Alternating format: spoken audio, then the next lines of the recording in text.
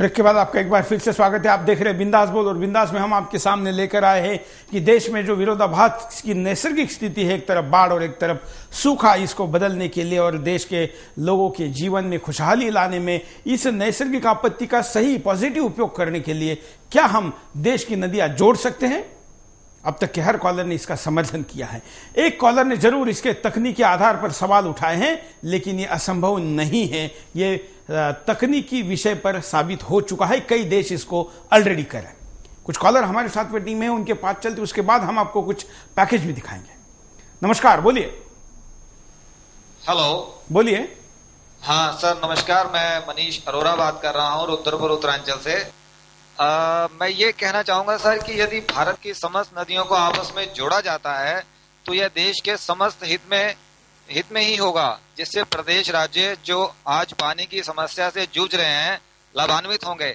इस तरह के नदियों को जोड़ने के उदाहरण गुजरात व छत्तीसगढ़ की राज्य सरकारों ने दिया है, जिससे उन प्रदेशों की जनता को पानी के लिए दर दर भटकने की आवश्यकता नहीं है और ना ही किसानों को कृषि सिंचाई के लिए पानी की जरूरत है। और यह भी कहना चाहता हूं कि जब अटल बिहारी वाजपेयी जी की सरकार थी तब उनकी भी यही योजना थी कि देश की समस्त नदियों को एक साथ जोड़ दिया जाए, ताकि देश में जो सूखाग्रस्त राज्य हैं उनको पानी की समस्या से संबंधित सभी समस्याओं का निवारण हो सके और जो बाढ़ से ग्रसित प्रदेश है वहां बाढ़ से काफी हद तक निजात मिल सके। धन्यवाद। के बाद चलते हैं। नमस्कार।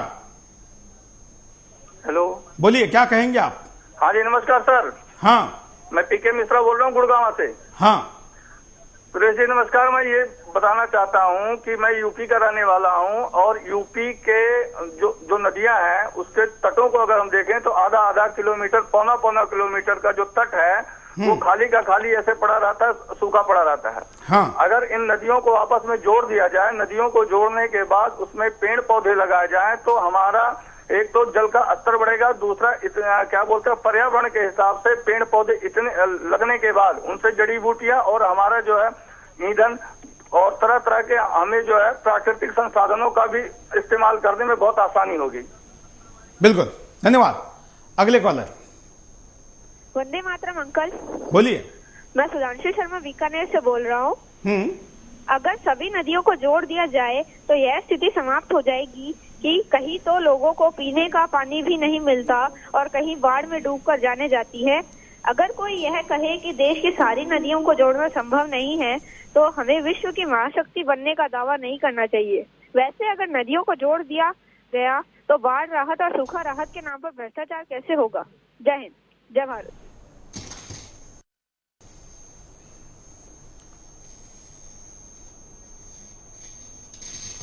चलिए अगले कॉलर के पास चलते हैं। हम आपको कॉलर के साथ साथ कॉलर के पहले एक पैकेज दिखाते हैं कि दोनों पक्ष इस विषय पर क्या कहते हैं। नदियों को जोड़ने की बात तो देश में आजादी के पहले ही शुरू हो गई थी, मगर आज तक देश में नदियां जोड़ी नहीं जा सकी हैं। कई सरकारों ने देश में नदियों को जोड़ने की बात की, इंदिरा गांधी से लेकर राजीव गांधी तक, मगर इस योजना के लिए सबसे बड़ा कदम उठाया अटल बिहारी वाजपेयी की एनडीए सरकार ने। एनडीए सरकार ने देश के विकास के लिए सड़कों का जाल बिछाना और नदियों को जोड़ना दो महत्वपूर्ण परियोजनाओं पर काम किया। मगर यूपीए सरकार ने सड़क परियोजना को तो धीरे धीरे आगे बढ़ाया, लेकिन नदी जोड़ने की परियोजना को ठंडे बस्ते में डाल दिया। जी हाँ, यूपीए सरकार नदी जोड़ने की परियोजना के नफा नुकसान में ही उलझी रही। कोर्ट ने भी माना कि नदियों को जोड़ना देश हित में है, लेकिन आज भी ये परियोजना नफा और नुकसान के बीच ही लटकी हुई है। आखिर क्यों सरकार इस योजना को आगे नहीं बढ़ा रही है? तो आइए पहले देखते हैं इस योजना के फायदे के बारे में। हमारे देश में अलग अलग जलवायु वाले क्षेत्र हैं, यानी अलग अलग मौसम की वजह से हर क्षेत्र की अलग अलग जलवायु रहती है। कहीं सूखा रेगिस्तान है तो कहीं पर्वतमाला, कहीं मैदानी क्षेत्र है तो कहीं बीहड़ वन क्षेत्र। कुछ क्षेत्रों में बहुत ज्यादा बारिश होती है तो कुछ क्षेत्रों में सूखा जनजीवन को अस्त व्यस्त कर देता है। एक और तो बाढ़ फसलों से लेकर जनजीवन को अस्त व्यस्त कर देती है, तो वहीं दूसरी ओर कहीं पशु पक्षी बूंद बूंद पानी को तरसते हैं। इससे न सिर्फ धन की हानि होती है बल्कि जन हानि भी काफी होती है। बाढ़ की वजह से उपजाऊ भूमि का भी नुकसान होता है। इससे जमीन के जल स्तर को भी काफी नुकसान होता है। बाढ़ की वजह से उपजाऊ भूमि का भी नुकसान होता है। इससे जमीन के जल स्तर को भी काफी नुकसान होता है, क्योंकि बाढ़ का पानी बिना रुके समुद्र में चला जाता है। इससे जल स्तर काफी नीचे चला जाता है। किसानों को फसलों की सिंचाई के लिए पानी निकालना मुश्किल हो जाता है। कभी कभी तो पीने के पानी की भी किल्लत होती है। अगर ऐसे में नदियाँ जुड़ी हुई हो तो एक नदी के बाढ़ के पानी को सूखाग्रस्त क्षेत्र वाले नदी में डाला जा सकता है। इससे दोनों क्षेत्रों को फायदा होगा। ना तो बाढ़ वाले क्षेत्र में त्रासदी आएगी और ना ही सूखाग्रस्त क्षेत्र में लोग बूंद बूंद पानी को तरसेंगे। न सिर्फ इससे कृषि उत्पादन बढ़ाया जा सकेगा, बल्कि जल स्तर सुधारने के साथ देश की पानी की समस्या को भी खत्म किया जा सकेगा। अमेरिका और कई यूरोपीय देश अपने यहाँ नदियों को जोड़ चुके हैं, लेकिन हमारे यहाँ कुछ लोग इसके विरोध में खड़े दिखाई दे रहे हैं। नदियों को आपस में न जोड़ने के इनके अपने भी कई तर्क हैं। इनका कहना है कि हमारे देश में अलग अलग जलवायु होने की वजह से नदियों को जोड़ना संभव नहीं है। इससे न सिर्फ पारिस्थितिकी तंत्र गड़बड़ा जाएगा, बल्कि नदियों में प्रदूषण भी बढ़ जाएगा। देश की नदियों को जोड़ने में काफी धन खर्च होगा। नदियों का मामला राज्यों का भी बनता है। इससे कई राज्यों को आपत्ति होगी। ये लोग कहते हैं हमारे देश की जलवायु अमेरिका जैसी नहीं है, इसीलिए भारत में नदियों को जोड़ना संभव नहीं है। तो ये थे दोनों तरह के तर्क। कोई भी योजना हो, उसके नुकसान और फायदे तो होते ही हैं, लेकिन दीर्घकालिक हितों को ध्यान में रखकर ही फैसला करना चाहिए।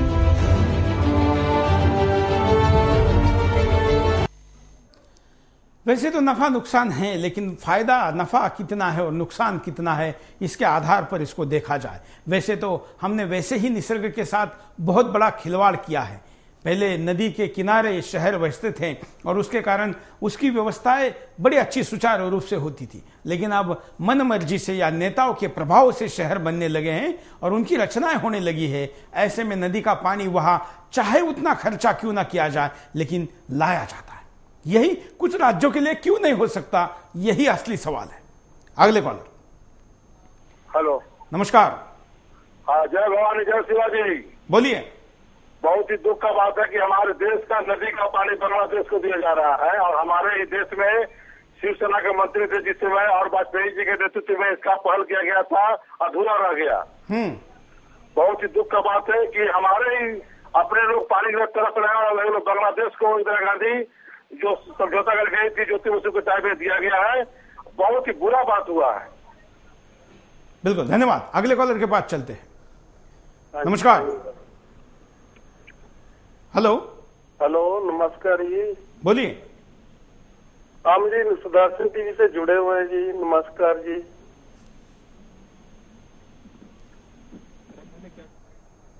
ये कहना चाहते हैं जी, अटल बिहारी वाजपेयी की हमारे को ना नदियों को जोड़ने के बारे में उसने मुहिम चलाई थी। हम गगन में से बोल रहे हैं जी। हाँ जी, वहाँ ना हम सूखे से मारे हैं। पाकिस्तान, हम बॉर्डर पर बैठे हैं जी पाकिस्तान पर, और नदियों की जो मुहिम चलाई थी उसको क्यों नहीं पूरा किया गया, इसके बारे में क्वेश्चन पूछना चाहते हैं। बिल्कुल, धन्यवाद। अगले कॉलर के पास चलते हैं। नमस्कार। इलाकों को रोड से अगर जोड़ सकते हैं, रेल से भी जोड़ सकते हैं, तो जल से क्यों नहीं? रोड और जल से जोड़ने पर हम केवल सुविधाएं पाते हैं, लेकिन यदि नदियों को जोड़ेंगे तो न केवल लोगों को जीवन उपलब्ध कराएंगे, अपितु उपज बढ़ाकर भुखमरी को समाप्त करेंगे और लोगों को जीवन सुखमय बनाएंगे। धन्यवाद। वैसे इसके लिए कहा जाता है कि भारत इतना बड़ा लोक संख्या के आधार पर इतना बड़ा मार्केट है कि ये अगर अपना स्वयं पूर्ण रहेगा अन्न धान्य के विषय में, तो फिर दुनिया के कई देशों के उत्पादकों को या उनके मार्केट को, उनके सेल को नुकसान होगा। इसलिए भारत आत्मनिर्भर नहीं होना चाहिए। खास करके यहां सबसे ज्यादा अगर किसी चीज की जरूरत है तो है खाद्यान्न की।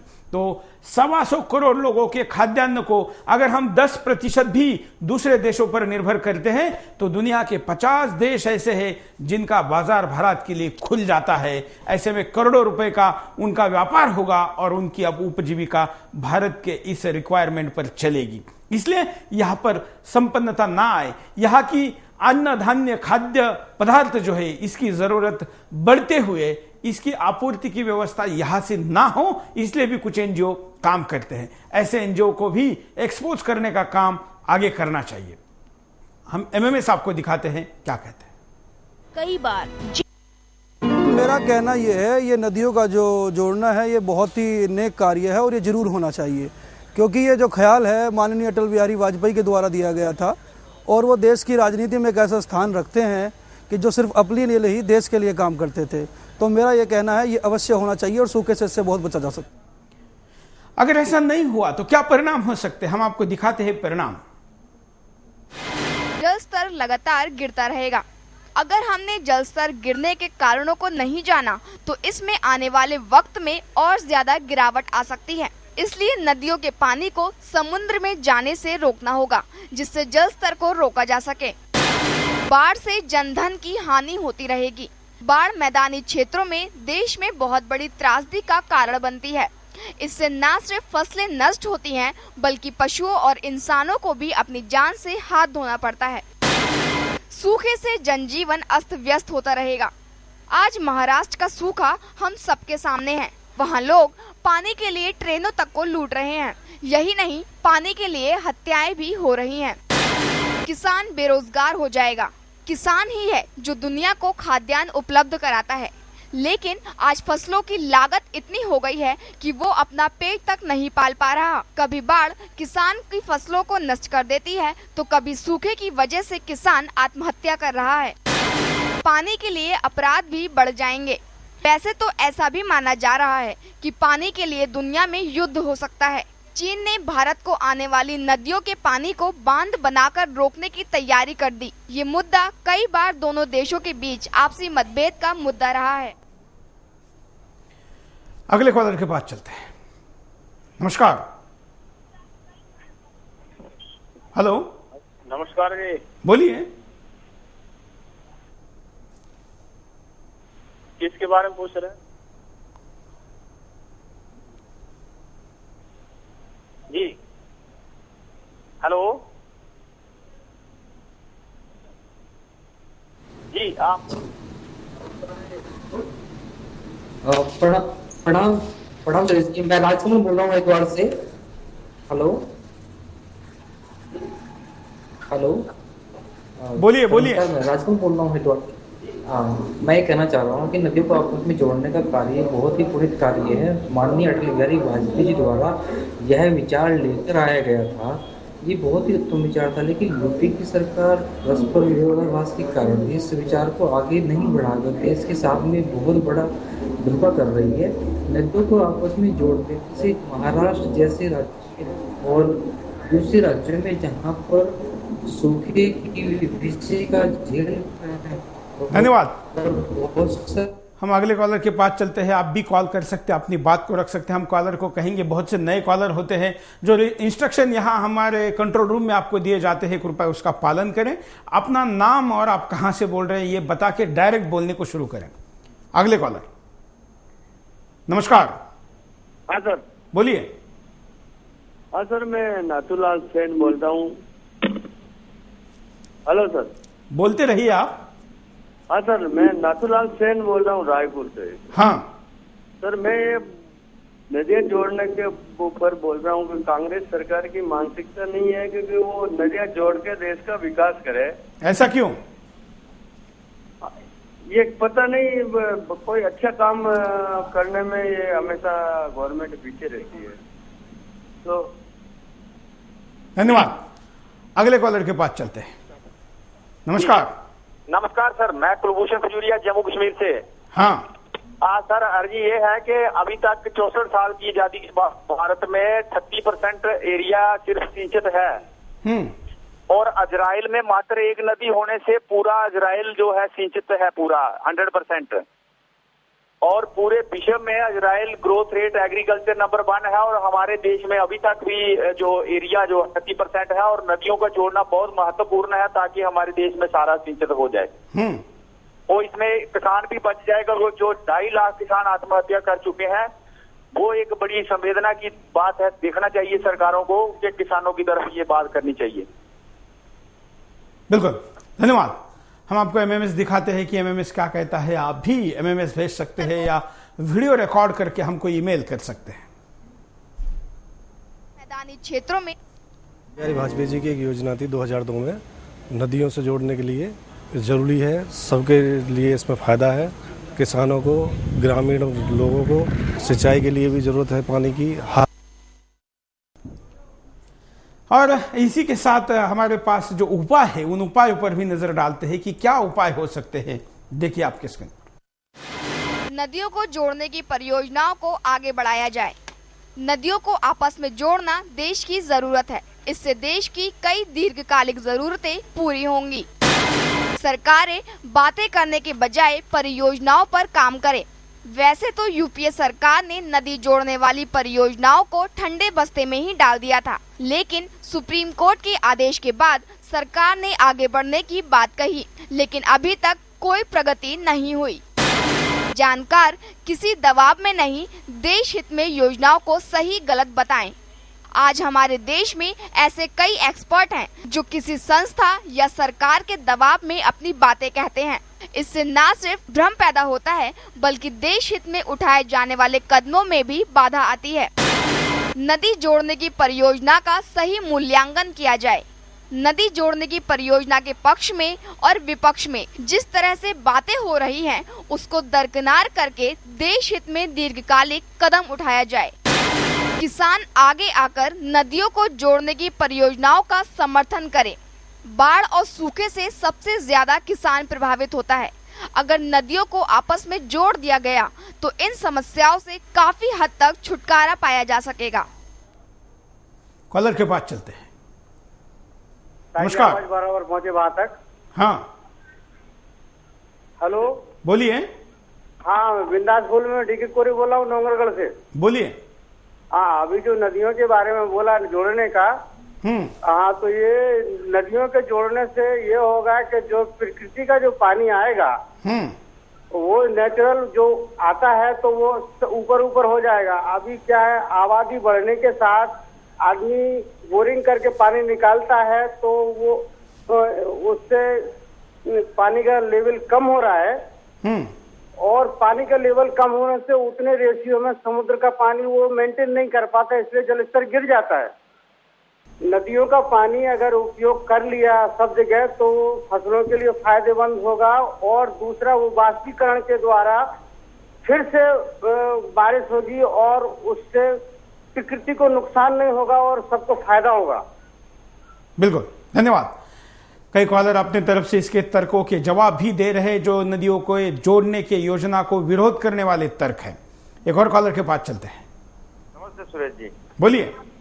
मैं इकबाल अब्दुल्ला बोल रहा हूँ गुजरात से सर। हाँ, मैं ये कहना चाहता हूँ कि हमारा देश खेती प्रधान देश है और इसके अंदर सब किसानों को साथ में मिलकर सरकार से ये मांग रखनी चाहिए कि भाई हमें ये जितनी देश की नदियां हैं इसे जोड़ दी जाए और एक बूंद भी पानी अपने यहाँ से बाहर ना जाए। और सर दूसरी बात, जो टेक्नोलॉजी इजराइल ने जो अपनाई है वो टेक्नोलॉजी एक बूंद पानी भी उनका बिगड़ता नहीं है सर। और इस तरीके से योजना हमारी सरकार बनाएगी तो हमारे देश में हरा भरा देश हो जाएगा सर और सही दिशा में देश जाएगा सर। बस यही कहना था सर। धन्यवाद। हम यहाँ पर रुकते एक छोटे से ब्रेक के लिए। ब्रेक के बाद दोबारा आएंगे। बिंदास बोल जा रहे हैं।